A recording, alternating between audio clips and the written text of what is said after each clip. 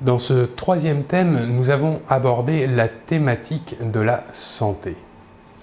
Les objectifs sont être capable de parler de la santé, savoir demander et donner des conseils en respectant les règles élémentaires de politesse, savoir donner des instructions à suivre, ou encore savoir exprimer un point de vue sur un problème donné. Vous venez de voir la brochure L'Artisane. Je vais vous parler maintenant de ce qu'est la lavande. On désigne par lavande des arbrisseaux à fleurs, le plus souvent mauves ou violettes, disposés en épis. La plupart des espèces très odorantes sont très utilisées dans la parfumerie. Elles poussent surtout sur les sols calcaires, secs et ensoleillés. Ce sont des plantes mellifères, c'est-à-dire très recherchées par les abeilles. Les huiles essentielles de lavande sont obtenues par différents procédés de distillation, avec ou sans séchage au préalable selon l'usage auquel elle est destinée. La lavande est aussi utilisée en parfumerie. En effet, dès le Moyen Âge, on a utilisé la lavande pour parfumer le linge fraîchement lavé. L'arôme de la lavande se conservant très longtemps, des sachets de fleurs séchées étaient placés dans les armoires pour éloigner les mites et parfumer la garde-robe.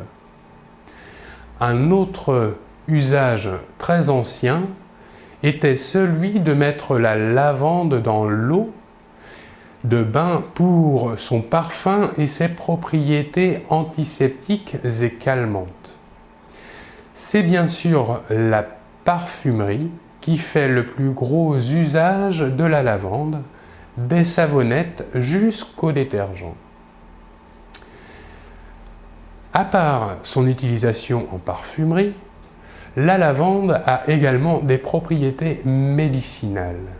En effet, la lavande a des propriétés antiseptiques, bactéricides, désinfectantes, calmantes, antispasmodiques et cicatrisantes.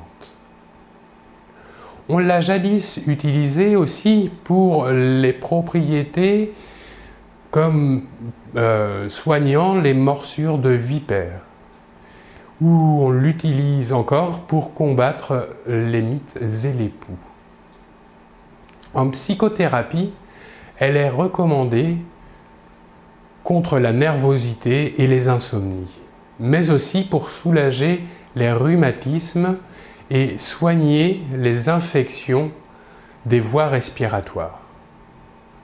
Elle peut être prise en infusion, en poudre, sous forme d'huile essentielle ou d'alcoolin. Appliquée sur la peau, cette huile essentielle soulage les brûlures et les piqûres d'insectes. Le dernier usage dont on peut faire de la lavande, c'est un usage culinaire pour la cuisine. Des infusions de fleurs de lavande dans le lait servent à la préparation de glaces ou de crèmes à la lavande.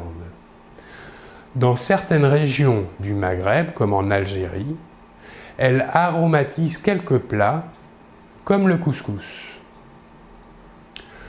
Voilà pour ces informations sur la lavande. Je vous remercie et nous nous retrouvons très vite.